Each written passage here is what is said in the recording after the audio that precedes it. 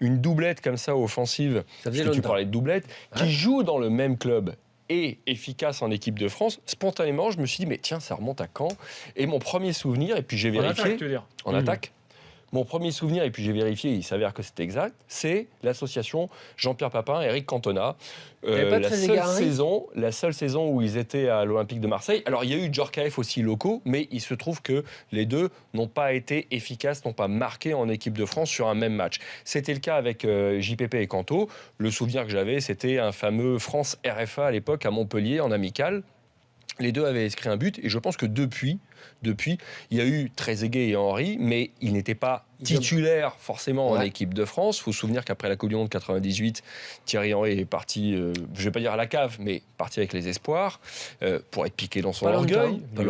Pendant quelques mois, il s'en souvient encore. Moi, je me souviens, mais très court. Cette doublette offensive, outre le fait qu'elle a été efficace, dans le jeu, sur la physionomie du match, avant que les deux ne soient remplacés, j'ai trouvé que dans les déplacements, les appels, les contre-appels, les décalages, dans le bagage technique qu'ils offrent, avec aussi ce mimétisme au niveau physique, qui sont à peu près, ils culminent, on va dire, à 1m74 tous les deux, j'ai trouvé ça très intéressant.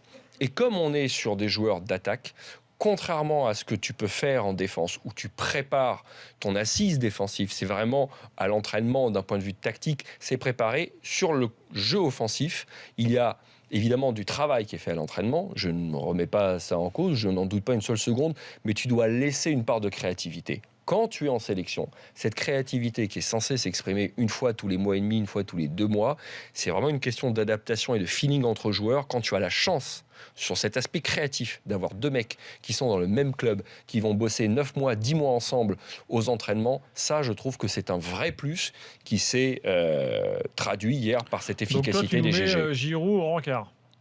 Non, je vais pas te le mettre au rencard. Il est pas maintenant aux abonnés absents, Giroud. Mais je trouve que ce qui a été démontré hier soir, c'est quelque chose d'assez rare pour un sélectionneur. C'est un outil comme ça d'avoir à un tel niveau en club une doublette que tu peux récupérer en équipe de France.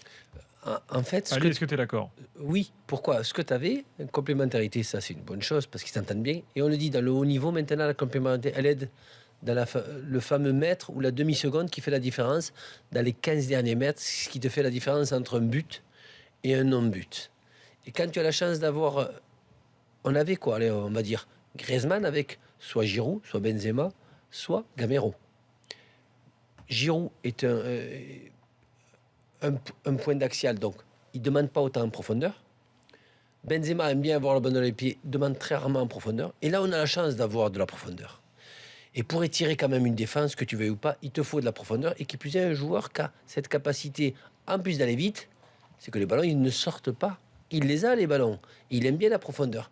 Et quand tu as la chance d'avoir un joueur comme ça, ça permet aux autres, on ne le voit pas. Le joueur qui est spectateur, qui voit juste le ballon, ne voit pas que à la fois Payet, Griezmann, voire Matuidi, voire un Sissoko, profitent de cet appel en profondeur de Gamero, qui permet à écarter.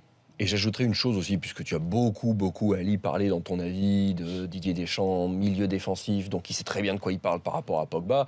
Le Didier Deschamps, sélectionneur, quand il voit à quelle qualité, avec quelle rapidité Gamero et Griezmann forment un premier rideau de repli défensif. Et il n'a pas arrêté, Gamero. Il n'a pas arrêté, les deux n'arrêtent pas, de toute façon, ils ne ménagent pas leurs efforts. Et Ça aussi, ça doit le soulager et lui faire plaisir.